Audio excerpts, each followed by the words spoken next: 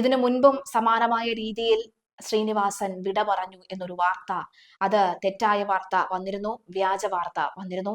ഇപ്പോഴിതാ ഇന്ന് രാവിലെ നമ്മൾ എല്ലാവരെയും വേദനയിലാഴ്ത്തിക്കൊണ്ട് മലയാളത്തിന്റെ പ്രിയപ്പെട്ട നടൻ, സാധാരണക്കാര മനുഷ്യന്റെ പ്രിയപ്പെട്ട നടൻ, തിരക്കഥാകൃത്ത്, ഇത് ഞാനല്ലേ, ഞാൻ ഇങ്ങനെയല്ലേ ചിന്തിച്ചിരുന്നത്, നമ്മളിൽ പലരും ഇങ്ങനെയല്ലേ, നമ്മുടെ അയൽവക്കം ഇങ്ങനെയല്ലേ എന്നൊക്കെ തോന്നിയിരുന്ന, എന്നൊക്കെ എഴുതിയിരുന്ന ആ കഥാപാത്രം, ആ തിരക്കഥാകൃത്ത്, നടൻ, നിർമ്മാതാവ്, അദ്ദേഹം നമ്മെ വിട്ടു പിരിഞ്ഞിരിക്കുന്നു. ശ്രീനിവാസിന്റെ ഈ വിയോഗം ഏറെ ഞെട്ടലോടുകൂടിയാണ് നമ്മൾ കേൾക്കുന്നത്. ഇന്ന് രാവിലെയാണ് ആ വാർത്ത പുറത്തു വന്നത്. നടനും തിരക്കഥാകൃത്തും സംവിധായകനുമായ ശ്രീനിവാസൻ അന്തരിച്ചു. കഴിഞ്ഞ കുറച്ചു കാലങ്ങളായി ആരോഗ്യ പ്രശ്നങ്ങളെ തുടർന്ന് ചികിത്സയിലായിരുന്നു അദ്ദേഹം. തൃപ്പൂണിത്തുറ താലൂക്ക് ആശുപത്രിയിലായിരുന്നു അന്ത്യം. 1977 PA ബക്കർ സംവിധാനം ചെയ്ത മണിമുഴക്കത്തിലൂടെയാണ് സിനിമാ ലോകത്തിലേക്ക് അദ്ദേഹം വരുന്നത്. പിന്നീട് 84-ൽ ഓടരുതമ്മാവ, ആളറിയാം എന്ന സിനിമയുടെ തിരക്കഥാകൃത്ത് എന്ന നിലയിൽ മലയാള സിനിമയിൽ ശ്രീനിവാസൻ വരവറിയിച്ചു. സാമൂഹിക വിഷയങ്ങളെ നർമ്മരസം ചേർത്ത ശ്രീനിവാസൻ തിരക്കഥകൾ എഴുതിയപ്പോൾ മലയാളികൾക്ക് ഹാസ്യത്തിന്റെയും ആക്ഷേപഹാസ്യത്തിന്റെയും നവ്യാനുഭവങ്ങൾ കൂടിയാണ് സ്വന്തമായത്. അതുകൊണ്ട് തന്നെയാണ് അദ്ദേഹം മലയാളത്തിന്റെ VKN എന്ന് അറിയപ്പെട്ടത്. മലയാള സിനിമാ നടനും തിരക്കഥാകൃത്തുമായി അദ്ദേഹം നമ്മെ വിട്ട് പിരിയുമ്പോൾ ഏപ്രിൽ 4-ന് കൂത്തുപറമ്പ് പാടിയത്ത് ആണ് അദ്ദേഹത്തിന്റെ ജനനം. നർമ്മത്തിനും പുതിയ ഭാവം നൽകിയ ശ്രീനിവാസൻ സ്വന്തം സിനിമകളിലൂടെ സാധാരണക്കാരന്റെ പ്രശ്നങ്ങൾ നർമ്മത്തിന്റെ സഹായത്തോടെ വെള്ളിത്തിരയിലേക്ക് എത്തിച്ചു. സംവിധായകനും പിന്നണി ഗായകനും നടനുമായ വിനീത് ശ്രീനിവാസൻ മകനാണ്. ഇളയ മകൻ ധ്യാൻ സഹോദരൻ സംവിധാനം ചെയ്ത ത്രില്ലർ സിനിമയായ തിരയിലൂടെ ചലച്ചിത്ര രംഗത്ത് അരങ്ങേറ്റം കുറിച്ചിരുന്നു. കേരളത്തിലെ കണ്ണൂർ ജില്ലയിലെ കൂത്തുപറമ്പിനടുത്ത പാഠ്യം എന്ന സ്ഥലത്താണ് ശ്രീനിവാസൻ ജനിച്ചത്. പിതാവ് ഉണ്ണി സ്കൂൾ അധ്യാപകനും അറിയപ്പെടുന്ന കമ്മ്യൂണിസ്റ്റുകാരനുമായിരുന്നു അദ്ദേഹം. മാതാവ് ലക്ഷ്മി ഒരു വീട്ടമ്മയായിരുന്നു. അദ്ദേഹത്തിന് ഒരു സഹോദരിയും 2 സഹോദരന്മാരുമാണുള്ളത്. സ്കൂൾ ജീവിതം കതിരൂർ ഗവൺമെന്റ് സ്കൂളിലാണ് നയിച്ചത്. കലാജീവിതം അവിടെ നിന്നാണ് തുടങ്ങിയത്. കലാലയ ജീവിതത്തിലേക്ക് നോക്കുകയാണെങ്കിൽ മട്ടന്നൂരിലെ പഴശ്ശിരാജ ഈ NSS കോളേജിൽ പൂർത്തിയാക്കുകയും സാമ്പത്തിക ശാസ്ത്രത്തിൽ അവിടെ നിന്ന് ബിരുദം നേടുകയും ചെയ്തു. പിന്നീട് 1977-ൽ അദ്ദേഹം മദ്രാസിലെ ഫിലിം ആൻഡ് ടെലിവിഷൻ ഇൻസ്റ്റിറ്റ്യൂട്ടിൽ നിന്നും സിനിമാ അഭിനയത്തിന് ഡിപ്ലോമ എടുത്തു. പ്രശസ്ത സിനിമാ നടൻ രജനീകാന്ത് സഹപാഠിയായിരുന്നു അദ്ദേഹവുമായി. സിനിമാ രംഗത്തേക്ക് ശ്രീനിവാസൻ വരുന്നത് ഈ അഭിനയ ഡിപ്ലോമ കഴിഞ്ഞതിന് ശേഷം 1976-ലാണ്.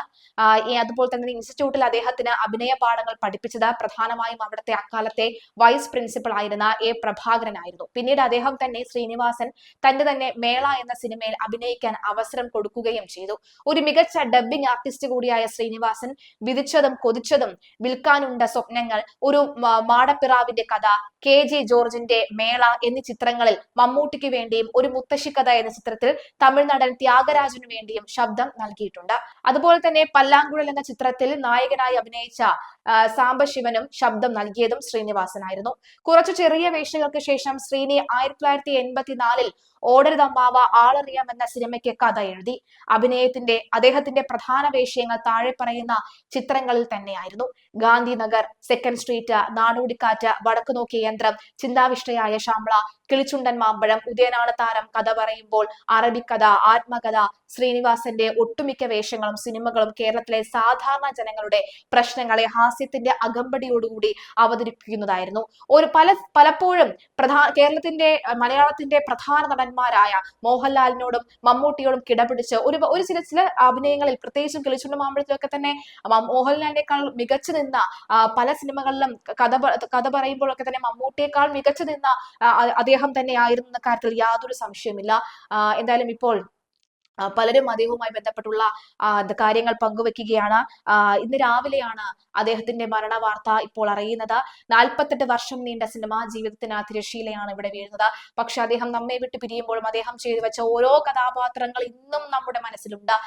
സന്ദേശം എന്ന സിനിമയുടെ ചിത്രങ്ങൾ, രംഗങ്ങളൊക്കെ തന്നെ ഏതൊരു തദ്ദേശ തെരഞ്ഞെടുപ്പ് വന്നതിന് ശേഷവും നമ്മൾ എല്ലാവരും കേൾക്കുന്നതും കേൾക്കാൻ മറക്കാത്തതുമായ ചിത്രങ്ങൾ തന്നെയാണ്.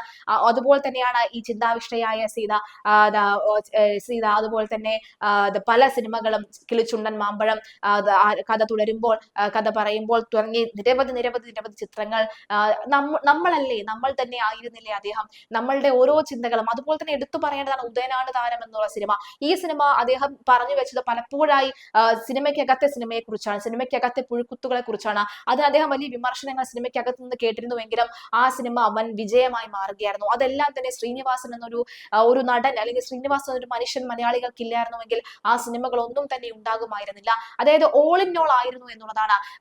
സിനിമയിൽ ഒരു സ്റ്റാറാകാൻ ശരീരത്തിന് മുകളിലെ തൊലിവെളുപ്പോ അല്ലെങ്കിൽ നല്ല ശരീരഭാഷയോ ഒന്നുമല്ല വേണ്ടിയിരുന്നതെന്ന് തെളിയിച്ച, അതായത് കഴിവാണ് വേണ്ടത് എന്ന് തെളിയിച്ച ഒരു വ്യക്തിയായിരുന്നു. തിരക്കഥാകൃത്ത്, അതുപോലെ തന്നെ നടൻ എന്ന നിലയിൽ, അതുപോലെ ഡബിംഗ് ആർട്ടിസ്റ്റ് എന്ന നിലയിൽ, അതുപോലെ തന്നെ സിനിമാ സംവിധായകൻ എന്ന നിലയിൽ, അങ്ങനെ അങ്ങനെ അങ്ങനെ അങ്ങനെ എണ്ണി എണ്ണി എണ്ണി എണ്ണി പറയേണ്ട നിരവധി അനവധി കാര്യങ്ങൾ. നമുക്ക് എല്ലാവർക്കും നമ്മുടെ സഹോദര തുല്യനായ അദ്ദേഹം നമ്മളെ വിട്ടു പിരിയുമ്പോൾ നമുക്ക് ഏറെ വേദന തന്നെയാണ്.